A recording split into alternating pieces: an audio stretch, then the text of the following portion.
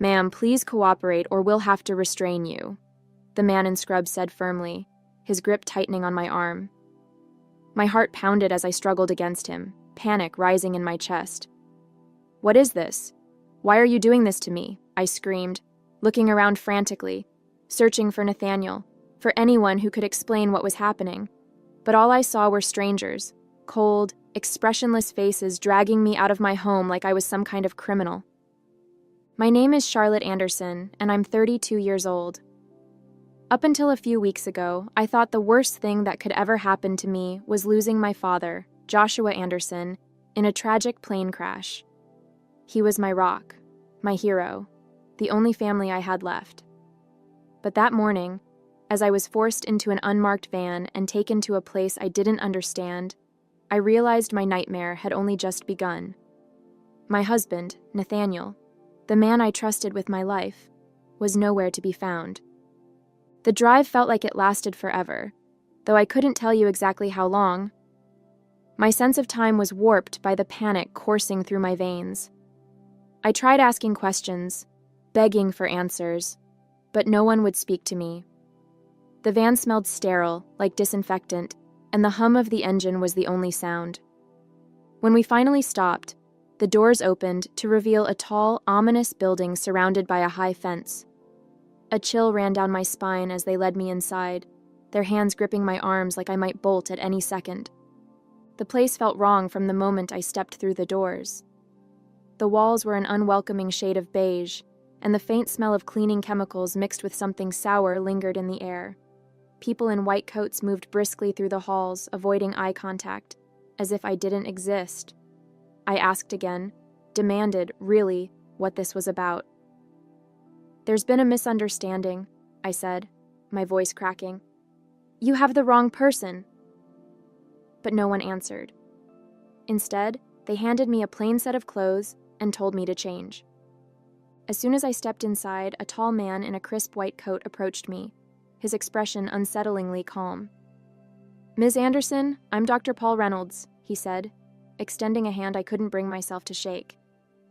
"I'm the director here, and I want to assure you that you're in a safe place." His voice was steady, almost soothing, but there was a coldness in his eyes that made my stomach churn. I didn't feel safe, not even close. "What is this place? Why am I here?" I demanded, my voice trembling. He sighed, as if he'd dealt with this 100 times before. "I understand you're confused, but this is for your own good," he said, ignoring my question. "Your husband expressed deep concerns about your well-being following your father's passing. He's worried about you, Charlotte." My blood ran cold at the mention of Nathaniel. This wasn't concern. This was a betrayal. Not long ago, my life seemed perfect. I had a loving husband, a beautiful home, and the kind of life most people could only dream of. My father, Joshua Anderson, was my anchor, the man who had raised me single-handedly after my mom died when I was a little girl. He was my hero, my protector, and the one person who truly understood me. But everything came crashing down when his private jet went down without warning. One phone call was all it took to shatter my world. I remember the exact moment I got the call. I was in the middle of organizing a fundraiser for one of my father's charities when my phone buzzed. "Ms. Anderson, we're so sorry to inform you." The rest of the words blurred as my knees buckled and I sank into the nearest chair. A plane crash. No survivors. It felt unreal, like some cruel joke. My dad, my hero, was gone. Days later at the funeral, I stood next to my husband as condolences from strangers poured in. The grief was overwhelming, but nothing prepared me for the aftermath, the cold, clinical reading of my father's will, where I learned I was the sole heir to everything he had built. The weight of the Anderson empire was now mine to carry, and I didn't even have time to process the loss before I was thrust into a world of boardrooms and financial decisions I never asked for. Days later, at the funeral, I stood next to my husband, Nathaniel, and his mother, Martha, as condolences from strangers poured in. Martha gripped my hand tightly, her eyes brimming with what seemed like sympathy. But something about her touch felt off. Too firm, too calculated.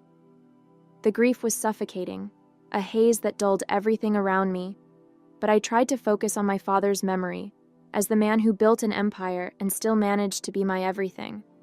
But nothing prepared me for what came after, the cold, clinical reading of my father's will. Nathaniel sat beside me, offering quiet reassurance as the lawyer explained the details.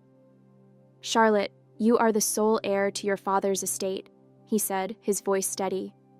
"Everything, his shares in Anderson Steel, the properties, the investments, was mine." I remember glancing at Nathaniel, who gave me a small, supportive smile, and then at Martha, whose face was unreadable.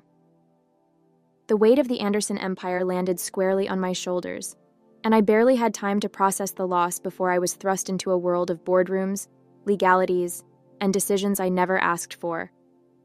Now I was sitting in a stark, cold room inside a mental institution, and I still didn't understand what was happening to me.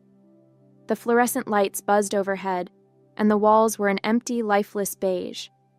My head was spinning with questions, but no answers were coming. I replayed Dr. Reynolds' words over and over in my mind. "This is for your own good. Your husband is deeply concerned about you." Concerned? Nathaniel had never mentioned anything about this, and how could he do this without even speaking to me? Every time I asked for an explanation, I was met with the same dismissive response. "It's all in your best interest." My best interest? Being locked away in this place? I wasn't even allowed to contact Nathaniel, or anyone for that matter.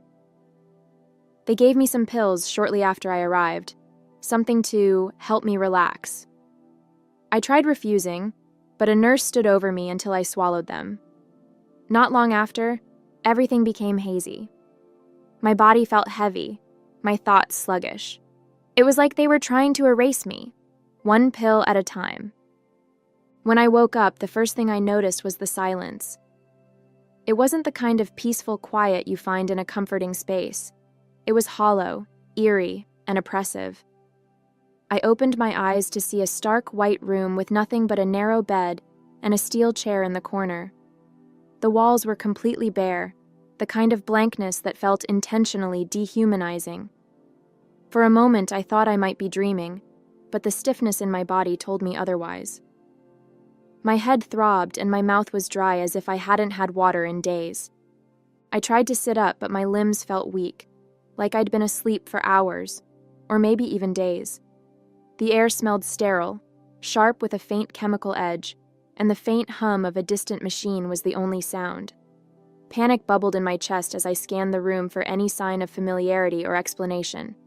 There was nothing. No clock, no window, not even a mirror. Just the emptiness. I called out weakly, "Hello? Is anyone there?" My voice cracked, barely more than a whisper, and the only response was my own echo. The silence became unbearable. The more I sat there, the heavier the weight on my chest grew. Panic turned into anger, and before I knew it, I was on my feet, slamming my fists against the cold, unyielding walls. "Let me out!" I screamed, my voice breaking with each word. "What is this place? Someone tell me what's going on."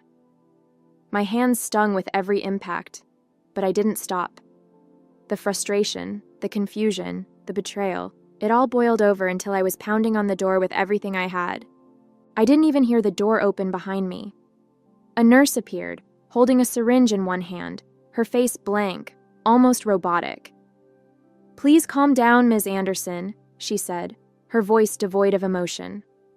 I stumbled back, shaking my head, but before I could react, she grabbed my arm with surprising force and plunged the needle into it. "No, stop!" I shouted, but it was too late. The room began to spin, and my legs gave out beneath me. My last thought before everything went black was that this couldn't be real. This had to be some kind of nightmare. The next 2 weeks passed in a haze, though I only realized how much time had gone by when I overheard a nurse mentioning it to another staff member. I spent most of my days in a drugged stupor, barely aware of my surroundings. The medication dulled everything, my emotions, my thoughts, even the physical sensations of my own body. I couldn't muster the strength to ask questions anymore. The Charlotte I knew, the one who fought, who demanded answers, felt like a distant memory. I'd wake up briefly, eat the tasteless food they brought me, and then drift back into unconsciousness. My dreams were fragmented and strange, filled with distorted faces and muffled voices. Sometimes I'd catch glimpses of Nathaniel in those dreams, but I couldn't tell if it was my mind playing tricks on me or if I was clinging to the last bit of hope I had left. Each time I woke, I felt heavier, like I was sinking deeper into a void I couldn't escape. I wasn't living. I was just existing, and that terrified me more than anything. I stared at her for a moment, trying to gauge if she was serious or just messing with me.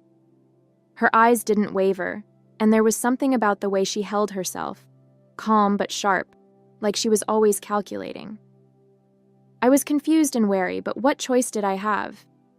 I was desperate, and for the first time in weeks, someone had spoken to me like I was a person, not just another sedated patient. "What do you mean?" I whispered back, my voice hoarse from disuse. Lily leaned in closer, her voice barely audible. "This place isn't just for the mentally ill," she said, glancing around to make sure no one was listening. "People end up here because someone wants them gone. You think you're the first?" My stomach twisted at her words, but I didn't have time to process them before she sat back, acting like nothing had happened. "You can either trust me or you can stay here and rot," she said casually, stabbing her fork into a sad pile of carrots. Trouble or not, I knew one thing. She might be my only chance to get out of this hell. Later that day, during the brief free time they allowed us in the common area, Lily found me again. She sat down next to me, keeping her tone casual as if we were old friends chatting. "I've gotten out of here before, you know," she said, twirling a strand of her dark hair between her fingers. I glanced at her, trying to mask my surprise. "You've escaped?" I whispered, barely believing what I was hearing. She nodded, a smirk tugging at the corner of her mouth. "A few times. It's not as hard as you think, but they always find me. The streets aren't exactly forgiving, and I stick out too much after a few days. They catch me, bring me back, drug me up for a while, and act like I never left." Her voice was steady, almost nonchalant, but I could see a flicker of frustration in her eyes. "But you," she added, looking straight at me, "you're different. You don't belong here, and you've got something they want to keep locked away. That makes you dangerous to them, and that means we have a better chance if we work together."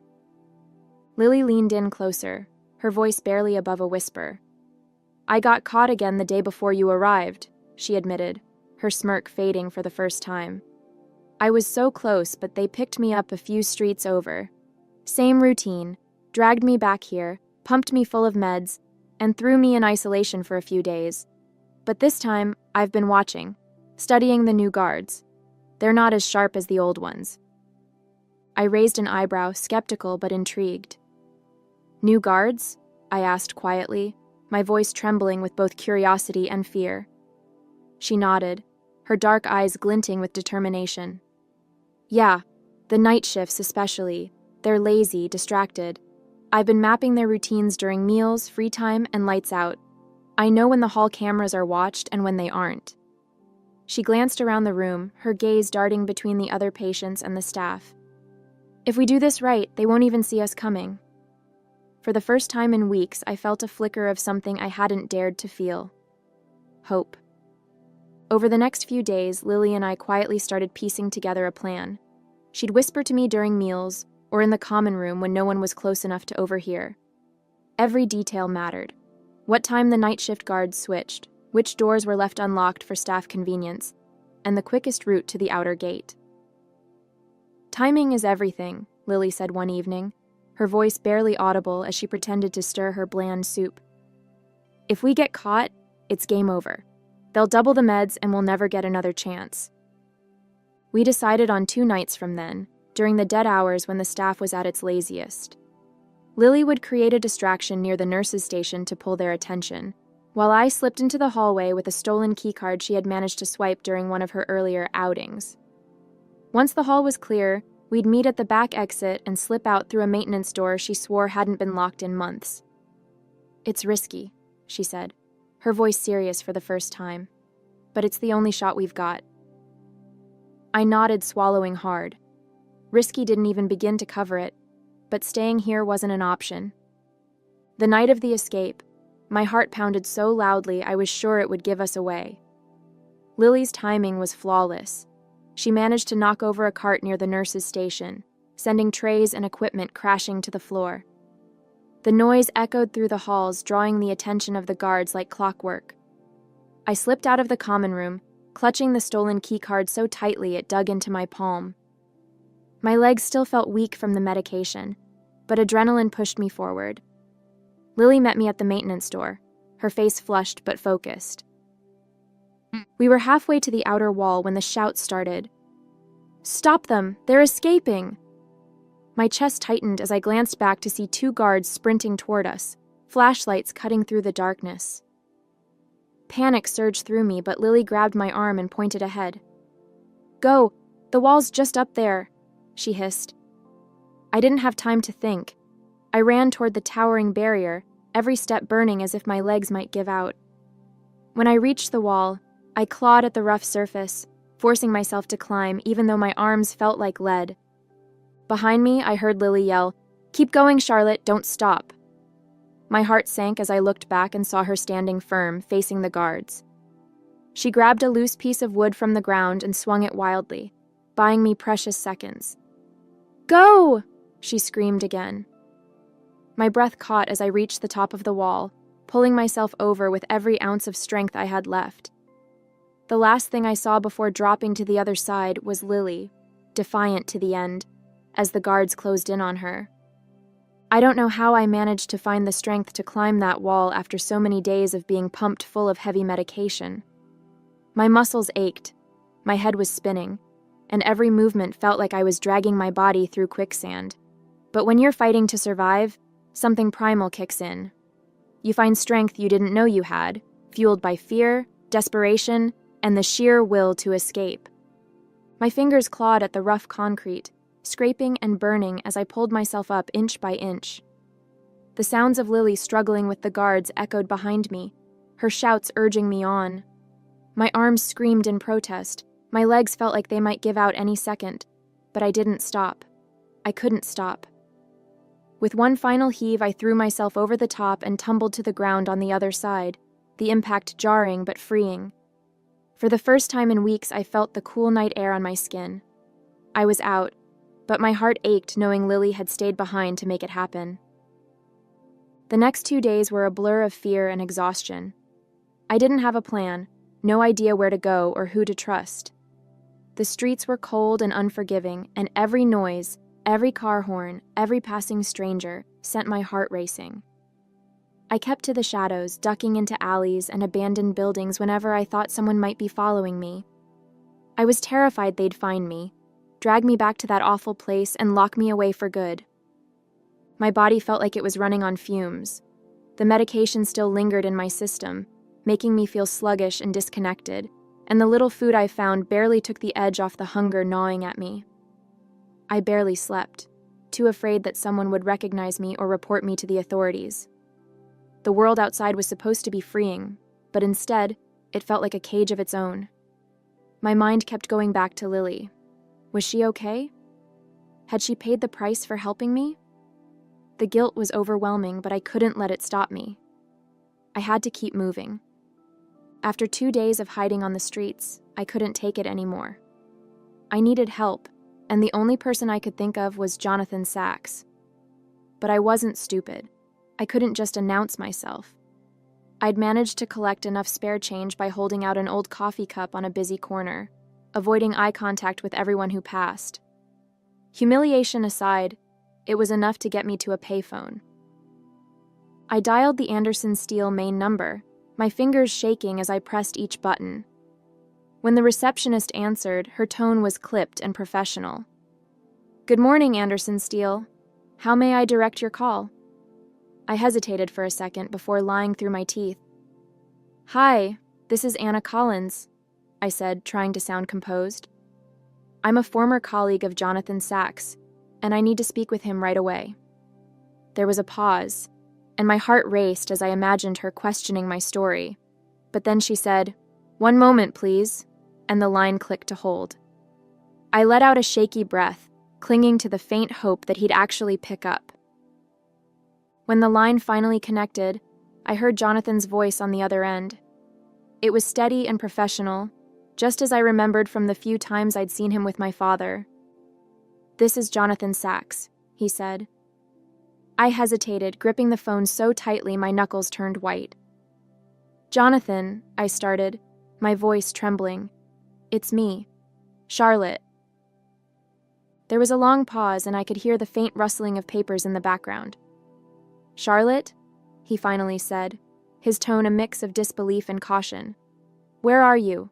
Everyone thought—" I cut him off before he could finish. "I can't tell you where I am," I said quickly, glancing over my shoulder as if someone might be watching. "But I need your help. I've been locked away in a mental institution, Jonathan. They drugged me. They said I was a danger to myself, but it's not true." My voice cracked, and I could feel the tears threatening to spill. "It was Nathaniel and his mother. They did this to me." When the line clicked and I heard Jonathan's voice, steady and professional, I took a deep breath to steady myself. "Jonathan," I said quietly, glancing around to make sure no one was nearby.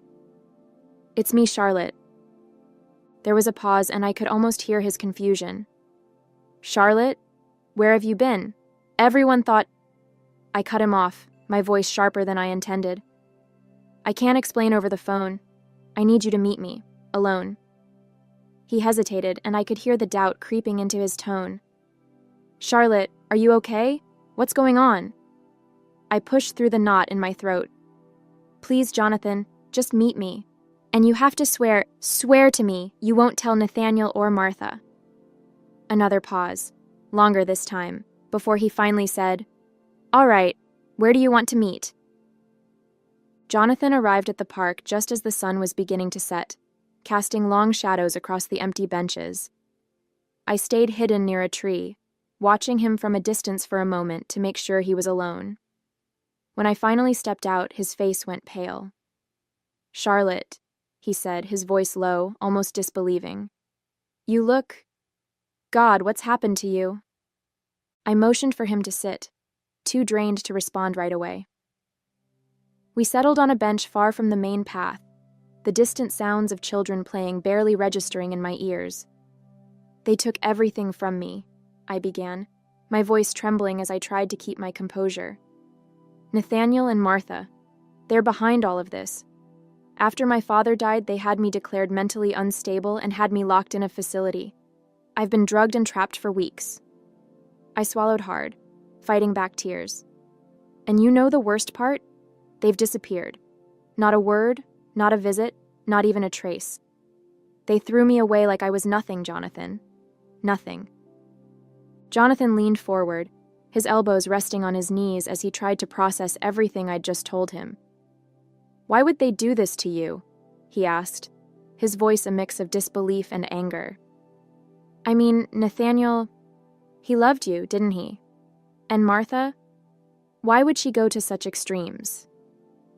I shook my head, my hands gripping the edge of the bench so tightly my knuckles turned white. "That's what I need to find out," I said, my voice firmer now. "It's not just about the inheritance, at least I don't think it is. They wanted me out of the picture completely. But why? Why go this far?" I looked at him, hoping he'd understand the urgency in my eyes. "I need your help, Jonathan. You were close to my father, and you know the business better than anyone. If anyone can help me figure this out, it's you." Jonathan sat back, letting out a slow breath as he processed what I'd told him. Then, without hesitation, he nodded. "All right," he said, his voice steady. "I believe you, Charlotte. And if what you're saying is true, we can't waste any time.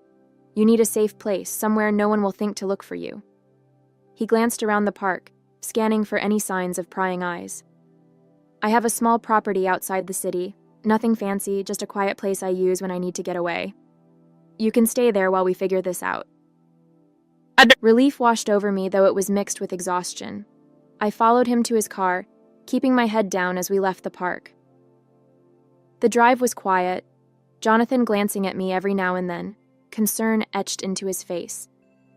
When we arrived, the property was exactly as he'd described: small, simple, and tucked away from prying eyes. "It's not much," he said as he opened the door and helped me inside. "But it's safe. I'll bring you food, clothes, whatever you need." I nodded, too drained to say much more, but his kindness felt like the first ray of hope I'd had in weeks. The next morning, I woke up feeling slightly better. For the first time in what felt like forever, I wasn't looking over my shoulder or hiding in the shadows. The small room Jonathan had prepared was modest but warm, a far cry from the cold, sterile walls of the asylum. I stretched gingerly, my body still aching from days of fear and exertion, but the clarity in my mind was something I hadn't felt in weeks. Jonathan arrived shortly after with a bag of groceries and a determined look on his face. "I've been thinking about everything you told me," he began as he set the bag down on the kitchen counter. "I contacted someone, an old friend who works as a private investigator. I told him what little I know, and he's agreed to help. We need to figure out exactly what Nathaniel and Martha did, who they worked with, and why." His voice was steady, but I could see the worry in his eyes. "This isn't going to be easy, Charlotte. But if they've left a trail, we'll find it." For the first time in weeks, I felt a spark of hope. Someone was finally on my side, and I wasn't going to let Nathaniel and Martha win. A week later, the door creaked open, and Jonathan stepped inside, his face grim but focused. Behind him followed a man who looked like he belonged on the cover of a detective novel, tall, sharp-eyed, with an air of quiet authority. He carried a weathered leather briefcase in one hand and nodded politely at me as Jonathan introduced him. "Charlotte, this is David Harper. He's the private investigator I hired. David, this is Charlotte." David set his briefcase on the small kitchen table and opened it with practiced precision. "Ms. Anderson, I've spent the last week piecing together what happened to you," he began, pulling out a thick stack of documents, photos, and handwritten notes. "It's worse than we initially thought, and frankly, it's astonishing how far they went to cover their tracks." He laid out the first set of papers, official-looking forms with signatures and seals. "This," he said, pointing to a medical report, "is a fraudulent psychiatric evaluation. Nathaniel and Martha hired a psychiatrist, Dr. Evelyn Marks, to fabricate this report. It states that you were a danger to yourself following your father's death, and that you needed immediate psychiatric intervention." I stared at the document, my stomach turning. But how could they make that stick? I was fine. Grieving, but fine. David nodded grimly. "They knew grief alone wouldn't hold up, so they exaggerated your behavior. Claims of paranoia, erratic mood swings, even self-harm, none of which were corroborated. That report was the foundation for what came next." He slid another paper forward. "This is the expedited court order, signed by Judge Leonard Grayson, a name that appears on several questionable cases I've investigated before. He was bribed to fast-track the order, bypassing the usual scrutiny." Jonathan leaned against the wall, his arms crossed, his face growing darker with every word. David continued, pulling out another set of documents. "Once the court order was signed, it was sent directly to the facility where you were admitted. The owners of that institution, Dr. Paul Reynolds and his partners, are known for accepting high-profile patients with special circumstances. They've been under the radar for years, taking bribes to keep people out of sight and under control." He placed a photo of Reynolds and Nathaniel, shaking hands at what appeared to be a private meeting. "This was taken 3 days before your commitment." My breath caught and my hands trembled as I reached for the photo. "Nathaniel, he planned this. They both planned this," I whispered, my voice barely audible. David nodded again. "Not only did they plan it, but they also ensured you'd stay heavily medicated, reducing your chances of reaching out or appearing coherent if anyone visited." He tapped another paper, a ledger showing payments. "Here's the money trail. Nathaniel transferred $250,000 to Dr. Reynolds the day after you were admitted. That payment bought your silence." I felt like I couldn't breathe, the room spinning as the weight of their betrayal hit me. "And Martha?" I asked, my voice raw. David's expression hardened. She was instrumental. Communications between her and Nathaniel show that she pushed for this. She convinced him it was the only way to secure your inheritance. Without you in the picture, they'd gain full control of the Anderson estate. He pulled out one last piece of evidence, a series of emails between Nathaniel, Martha, and Dr. Marks. They discussed everything in chilling detail, fabricating the report, bribing the judge, and ensuring I'd be kept sedated indefinitely. They were thorough, David admitted, but they underestimated two things. One, your resilience, and two, my team's ability to dig through the mess they left behind. Jonathan, who had been silent until now, finally spoke. Charlotte, this is enough to take them down. With this evidence, we can not only expose what they've done, but ensure they're held accountable. His voice was firm, but I could see the anger simmering beneath. I looked at the spread of evidence before me, proof of the lengths they'd gone to strip me of my freedom, my sanity, and my life. My fear began to give way to something stronger, something that had been building since the day I escaped: determination. They thought they could destroy me, I said, my voice steady despite the storm brewing inside me. But they're going to learn just how wrong they were. When Jonathan and David left, the house fell silent again, leaving me alone with the weight of everything I'd just learned. I sat at the kitchen table, staring at the stack of evidence, the damning proof of what Nathaniel and Martha had done to me. My hands trembled as I traced the edges of one of the photos, a snapshot of Nathaniel shaking hands with that awful doctor, Paul Reynolds. It felt surreal, like I was looking at a stranger instead of the man I once loved with all my heart. Nathaniel. His name echoed in my mind like a haunting melody I couldn't silence. How could someone I trusted so deeply, someone who had held me during my darkest moments after my father's death, do something so brutal? The memories of us together came flooding back. The laughter we shared, the promises we made, the way he looked at me as if I were his whole world. Was any of it real? Or was it all just part of some long con, orchestrated by his manipulative mother? I pressed my hands to my face, the tears finally spilling over. It wasn't just the betrayal. It was the cruel, calculated way they'd stripped me of my life, as if I were nothing more than an obstacle to be removed. The next morning, Jonathan arrived at the small property earlier than usual, his face tense but energized. "Charlotte," he said, motioning for me to sit with him at the table. "David and I spoke with the authorities last night.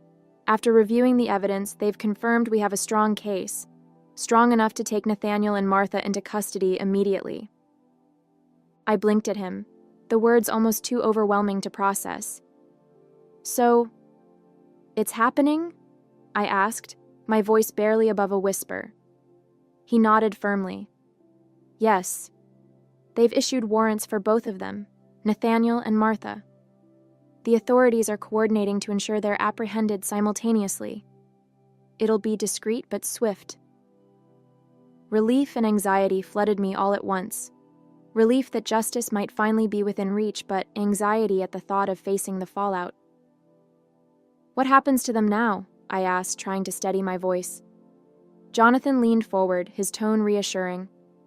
"They'll be taken in for questioning first. Once in custody, the evidence we've gathered will speak for itself." Jonathan glanced at me as he stood to leave. "By the way," he said, his tone calm but firm, "they already have officers watching the mansion. If Nathaniel or Martha try to run, they'll be caught before they get anywhere." After Jonathan left, I stared at the phone for what felt like hours, the weight of everything pressing down on me. Finally, I couldn't hold back any longer. With trembling hands, I dialed Nathaniel's number. The line rang twice before he picked up. "It's over, Nathaniel," I said, my tone sharper than I expected. There was a beat of silence on the other end before he replied, "Charlotte? Oh my God, is it really you? I've been so worried about you. Where are you? Are you okay?" "Cut the act, Nathaniel," I said sharply, my voice like steel. "I didn't call to hear your lies. I know everything." There was a beat of silence on the other end before he spoke again, this time more cautiously. "I don't know what you're talking about," he said, his tone measured but tinged with nervousness. "Where have you been? People have been looking for you. I was worried sick." "Worried?" I scoffed, gripping the phone tighter. "You mean worried I'd escape? Worried I'd find out about the lies you and your mother spun to have me locked away?" I didn't let him interrupt. "Save it, Nathaniel. I know about the fake diagnosis, the bribes, the payments to keep me drugged and out of the way. It's over." Nathaniel hesitated, his voice faltering slightly. "Charlotte, I don't know where you're getting this from, but you've been through so much lately. Maybe you're confused." "Don't you dare patronize me," I snapped, cutting him off. "You think I don't know what you've done? I have the proof, Nathaniel. The bribes, the documents, the payments to the clinic. It's all out in the open now. You and Martha thought you could bury me, but you underestimated me." Nathaniel was quiet for a moment, and I could hear his shaky breath on the other end of the line. "Charlotte, I didn't know what else to do," he finally stammered, his voice breaking slightly. "It wasn't supposed to be like this. Martha said it was for your own good. She said you were spiraling after your father died. I thought we were helping you." "Helping me?" I said, my voice rising with disbelief. "Do you even hear yourself, Nathaniel? You drugged me, locked me away, and stripped me of my life. You didn't help me. You tried to erase me." "I didn't want to erase you," he snapped suddenly, the facade cracking. I didn't want to lose everything. Martha said if you were declared unfit, we could take control of the estate until you recovered. I thought it was temporary. You thought I'd what? Thank you for ruining my life?"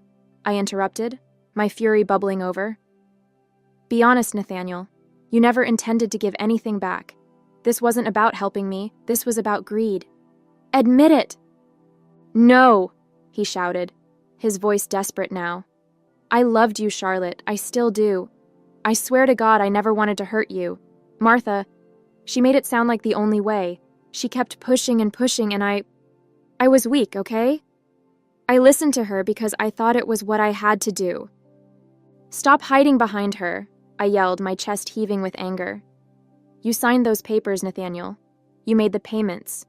You stood by while they drugged me and let me rot in that place. Don't you dare try to make this about her. Take responsibility for once in your life." "I didn't know it would get that bad," he shouted back, his voice breaking completely. I thought it would be easy. That you'd be out of the way for a little while, and then we could figure it out later. I didn't know they'd keep you drugged like that.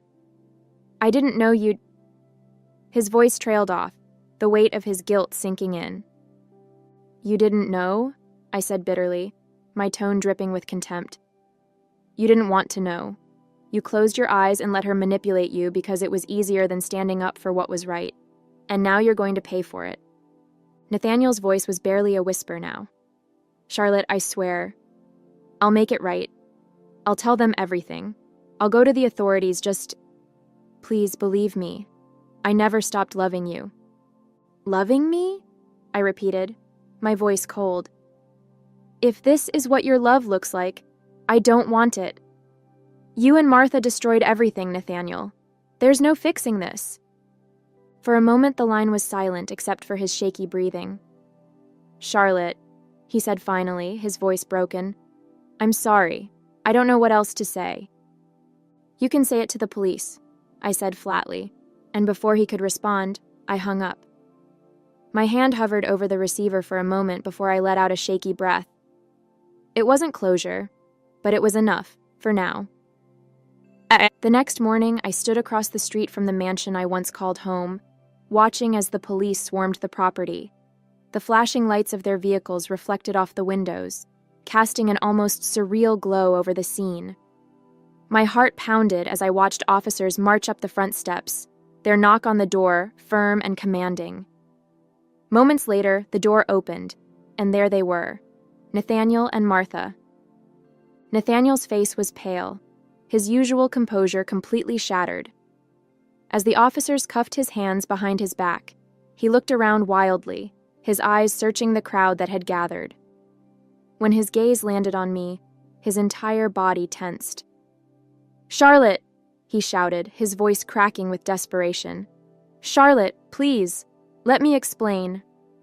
He tried to step toward me, but the officers restrained him, pulling him back. I didn't move. I didn't blink. I just stared at him, my face a mask of cold indifference. I wouldn't give him the satisfaction of a reaction, not anymore. His pleas grew more frantic as the officers led him toward one of the waiting cars. "Charlotte, I love you. Please, don't do this." His voice faded as they forced him into the back seat. Martha, on the other hand, was the picture of defiance. She held her head high, her expression unreadable as they cuffed her hands. She didn't say a word, didn't even glance in my direction. Her pride was unshakable, even now. It didn't matter. Her silence spoke volumes, and her arrogance would crumble soon enough. As the police cars pulled away, taking them to face the consequences of their actions, I felt a strange mix of emotions: relief, anger, sadness, and something else I couldn't quite name. I turned and walked away, not looking back. They had tried to erase me, to destroy everything I was, but they hadn't won. I was still standing, and finally, I felt like I could breathe again. Hey there! Did you like the story? If you did, don't forget to hit the like button and subscribe to the channel. It helps us a lot and makes sure you won't miss out on more great stories we share here. Thank you for watching, and we'll see you in the next one.